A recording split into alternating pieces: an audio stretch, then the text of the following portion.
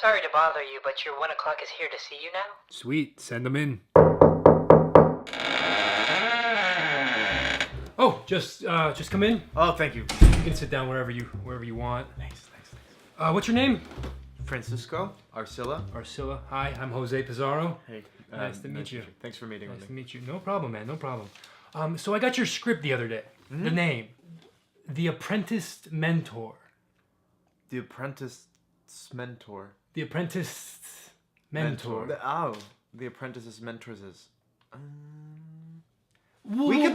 we'll work it out. We can work on that. Here, Yeah. I'm gonna give you the script. We're gonna start from the beginning since I haven't read this yet. Yeah, sure. Okay, so you're gonna be the character Judas, and I will be the character of Finn. Yeah. So whenever you're ready. Okay. Exterior. Zoom in on a house. The house has a red door, double paned windows, and a fig tree in the front. As we pass by the fig tree, we realize that it's withering. It's dying. Wow, that fig tree is really dying. Yeah. We got to do something, or else the wasps won't come back. We really need the wasps to come back this year. You know, there's an old tale that my apprentice once told me that when a wasp buries its Make there be multiple apprentices. right, my apprentice. Yes. No, wait. Yeah, right. Apprentice Sorry. Apprentices. There's a story that my apprentices told me that's when wasps, when they bury their children in the figs, that the fig actually lets the fruit go and it rots on the ground. Wow, that has me really turned on. Yeah. So, where can I set down this pizza? Where is this going? Well, okay, so look, I just feel like in the United States today that we're very bound by Puritan conventions when it comes to sex. And I feel like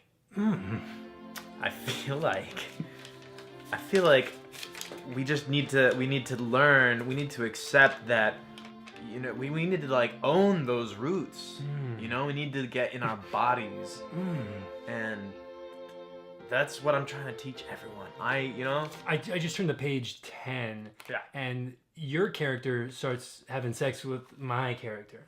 Finn and Yeah, I have no problem with that. That's fine. He's 12 years old in the script. He's described as a young 12-year-old Marlon Brando, yeah. Yeah. A young 12-year-old Marlon Brando. Yeah, that's what it's exactly what it says. You can see it in his eyes. I can picture He hides that. his eyes from the camera, but then at the right moment he reveals them. Yeah, you have that written in all bold in Right. caps. Yeah. Throughout the script. the entire script. I found that weird. Well, it's all in the eyes. I know, and you took pictures of your own eyes for this? Are you thinking you're going to play Finn? Yes. Let's go to the climax of the movie. Soft acoustic music begins to play. What are you thinking about that? Yeah. I love Dave Matthews Band. And I feel like they've gone by the wayside recently. So I want to resuscitate Dave Matthews. Okay. It says it right here. I mean, you wrote the lyrics out to the song. It's in me. Crash. Okay, so Crash begins to play. And then we start playing the movie Crash. Oh. In LA, nobody touches you. We're always behind this metal and glass. Crash. I think we miss that touch so much that we crash into each other just so we can feel something. So it's weird. The climax of your movie is the movie Crash. Right. From the beginning, all the way through. Just for that 2.5 hours. The 2.5 hours. And How then long after is this? This is a very thick script you've handed me. Right. You got 400 pages. Wait a second. This is all quadruple spaced. Yeah. 72 font all the way through. I'm open for notes. How about we change the font down a bit? To what? Bookman?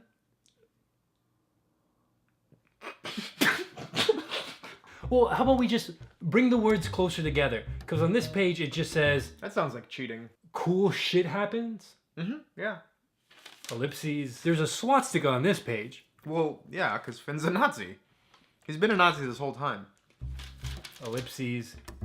Car chase. Well, I was really inspired by Quentin Tarantino's Death Proof. Death Proof. Got it.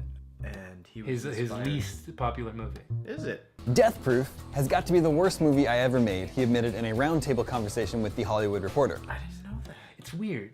It's like, I mean, it's still 79, but whatever. I liked it. But anyways, I mean that he's killing women. What's...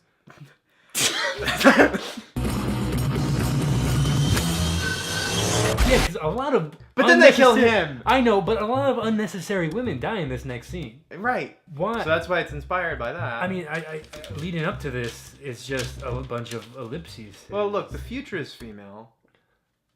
And...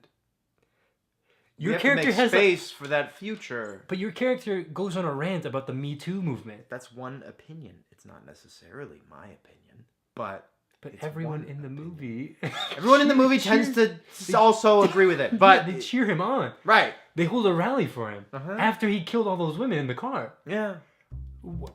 I'm confused at your message. Sir. Well, because it's a reflection of the times. When does this take place? Now. Okay, let's just, I'm sorry, let's just get to the car chase. Yes. Let's cut straight to the car chase. Finn and, what's the other guy's name? Garnamede. Garnamede. Okay, Finn and Garnamede. Exterior. So, you want to act it out? You want to sit next to me? Sure. All right, sit next to me. Exterior. I'm a 12-year-old driving. Okay. 12-year-old is driving. Okay. And, Garnamede is in the passenger seat. And close-up of Garnamede's eyes. Close-up of Finn's eyes. It says very Marlon Brando eyes, and they're flying down the Gold Coast of California. In the rear view, we see the lights pop up, and on a loudspeaker, you know, the cops, they start saying, "Pull over." This is the cop. "Pull over now." Fuck you and fuck all women. He cracks a beer. Okay, let's just. Yep, okay. That's Finn. And then Garnamede says, "I'll never let you down. You're my apprentice." One of them. And I'm still 12 years old in this scene. Yeah, you're 12 years old. Okay, driving a car, fuck the police. And at this point, the police start shooting. Finn, in a desperate attempt to outrun the law, slams his foot down on the accelerator. And the car shoots forward into third gear. And I'm driving. Wait, how fast am I going? Well, right now about 30 miles an hour. Okay, this is the Gold Coast. You take your time. Okay. Garnamede says, "Let's just go over the cliff together. What do you think, baby?" I would like it if you stopped calling me baby. And this beer is making my head really hurt. Whatever you say, baby.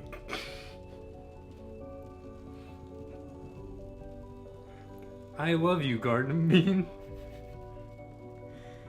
Finn, wake up. Huh? He awakes in a sweat. He has... I need to turn the page. He has had a wet dream.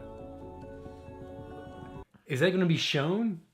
Yeah, I think there'll be a explosion of water as the car hits the ocean, and then it'll be implied. Okay, so implied. What do you mean by that? Well, you know, I'm not going to show him coming. But, you know, there's... I was hoping you wouldn't show a 12-year-old coming... Yeah, absolutely. No, not. But, you know, burst of water with foam, and then you cut to a bed sheet. I think people get it, you know. Oh, and then, you know, Finn gets up. Are you okay? Am I okay? Yeah. Okay, let's just skip straight to the end. I'll read the stage directions for this last part. Yes, please. Baha Men's Who Let the Dogs Out begins to play through the crowd's speakers. All men.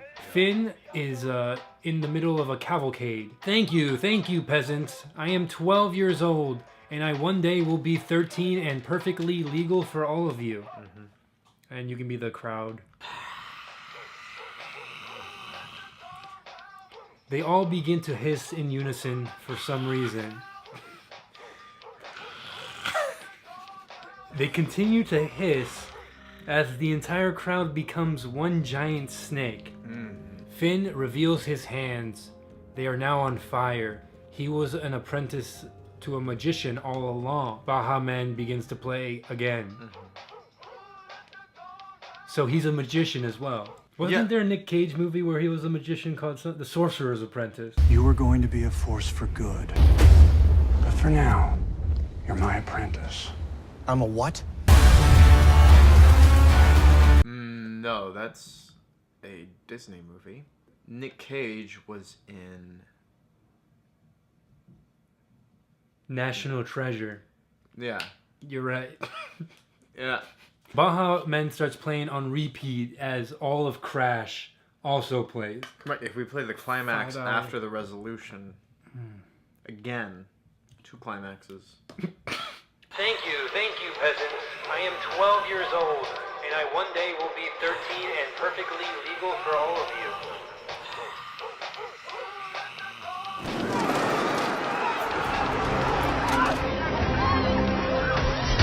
Any real city, you walk, you know, you brush past people, people bump into you. In LA, nobody touches you. We're always behind this metal and glass.